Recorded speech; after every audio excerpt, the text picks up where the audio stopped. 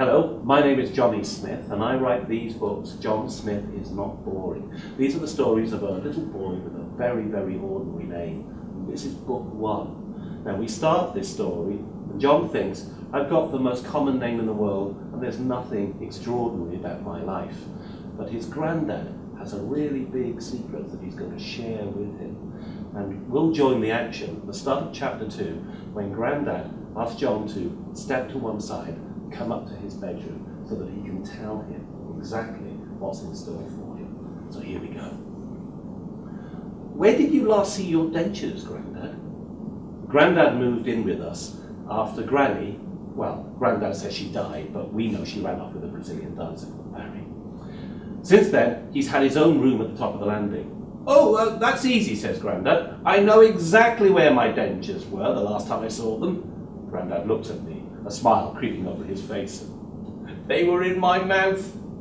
Grandad throws his head back and giggles, but I'm finding it hard to crack a smile. He stops laughing and sits next to me on the bed. What's happened to that happy face? Says Grandad.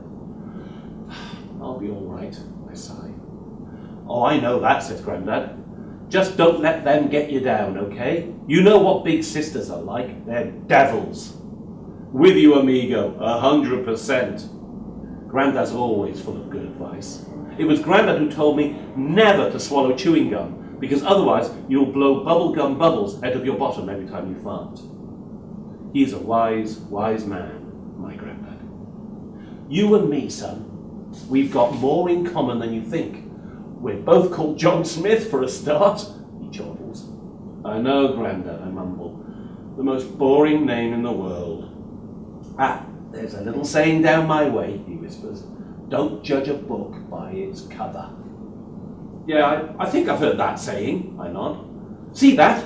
Grandad rolls his sleeve up to the elbow. See that scar? That's where I was attacked by a saber-toothed tiger.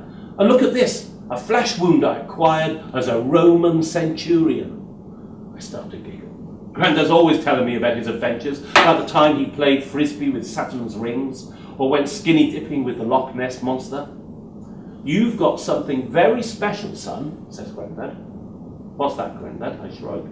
You've got your name. Yeah, right, I grunt. Trust me, says Grandad. I know what I'm talking about. Just because you've got a boring name, it doesn't mean you've got a boring life. You want to go to Hector's party as a pirate, then you have to believe you're a pirate. All the fancy dress in the world don't make a difference if you don't believe it in here. Grandad gently taps his chest. You know what I'm saying? I think so, Grandad, I murmur. Actually, I haven't got a clue what he's going on about. It all sounds a bit potty to me. We'll see, son, we'll see, whims Grandad. He slowly gets up off the bed and walks to the door. Oh, do me a favour. Take a look under the bed, see if I kick my dentures under there by accident. I would get down there myself, but at my age, I can't be sure I'll ever get back up again. I get on my knees and stick my head under the bed. You see anything? Says Grandad. I can't see your dentures, Grandad. No worries, they'll turn up somewhere, he says. Wait a minute, what do we have here? Grandad suddenly fishes his dentures out of his cardigan pocket. Here you go, he chortles. I just hope they didn't eat my toffees. Grandad pulls a toffee out of his pocket, unwraps it, and pops it in his mouth. You remember what I said? He smiles. Grandad skips down the stairs, leaving me alone on the bed. I fall on my knees and stick my head under Grandad's bed again. Wedged against the wall is an old wooden chest. I close the bedroom door, reach under the bed, and slide the chest out. It's big, battered, and brown, with loads of stickers of faraway places. Inside are hats and capes and swords and wigs and boots and gloves and loads of medals and just about anything you could ever need for dressing up. I pick out a pirate sword and an eye patch. Brilliant! I'm going to be the best dressed pirate at Hector's party.